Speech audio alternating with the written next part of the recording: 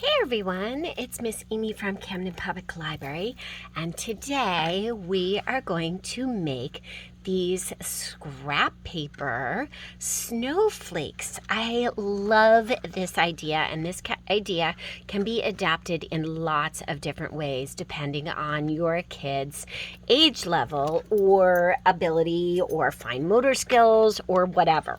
So, if your kids are little, like toddler, 2-ish, 2 or 3, not good with scissors yet, you can cut up or tear pieces of paper, scraps, just scraps that you have around, all ahead of time. And I have just a simple snowflake, quite large, but it's on an 8.5 by 11 piece of paper, so that it's easy to put the things, the pieces, the scraps on, so that then you create your beautiful snowflake. You could do it in different colors if you wanted. It doesn't have to be blue. I chose blue because I like the blue. But, so if your kids are super little or are a struggle with fine motor, then you can, this is a great activity for them, but you can have paper already cut and ready to go. So you can just have a pile of papers. If your kids are a little bit older, or kids who love to cut and all of that, this is a great activity for them to practice their fine motor skills in cutting and their cutting practice. And so I have just a bunch of paper scraps. I'm going to cut this one in half. I don't need to measure or anything.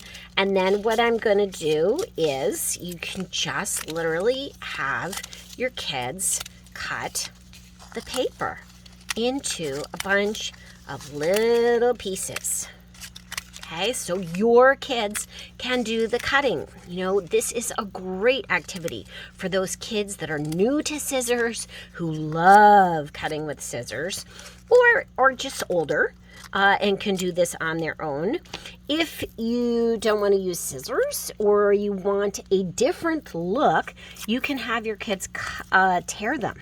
And kids younger can definitely tear. I mean, you could have little kids just tear pieces off the paper like this, so that you get a bunch of little pieces, and it creates a different look. You can have a mix of both, but so definitely a couple different options. You could have your kids, if they're older, you could have them measure, so that your pieces of paper are measured with a ruler and then cut. So maybe you want just all 1 inch or 1.5 inch things. So you could, incorporate math into it and make sure that they measure them and then cut them each 1 inch. So you 1 inch by 1 inch or 1 inch by 1/2 inch. So there are so many ways to adapt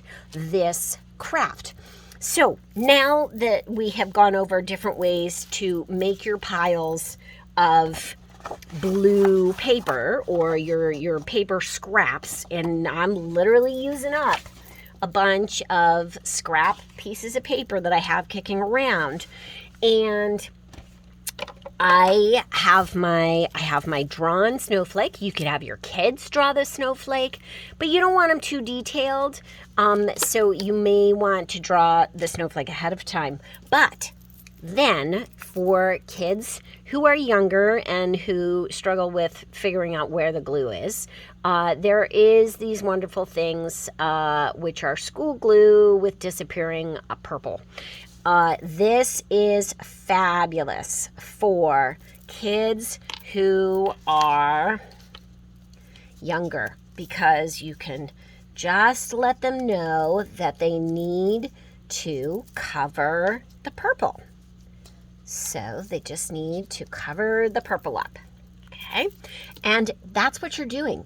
You're just following the lines of the snowflake that is drawn with the purple glue or regular glue. It doesn't have to be purple glue. Just purple glue is really handy for kids who are figuring out how much glue to apply and where the glue is, because they can actually see where that glue is, which is hard sometimes to see. So there you go. You can see that it is starting to come together, and then you just do a little bit at a time so that you are not doing that. You could also create a pattern with your pieces of paper. If you had uniform pieces of paper, so they were cut a particular size or whatever, then you could create a pattern with it. You could still, even with random pieces, create a pattern. So I could decide that I'm going to do a pattern that uses these colors.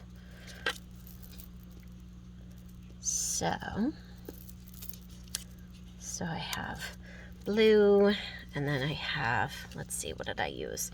I used that blue, so maybe I want a piece of that. Let's see if I can find others. So then you can see that you can create patterns with this.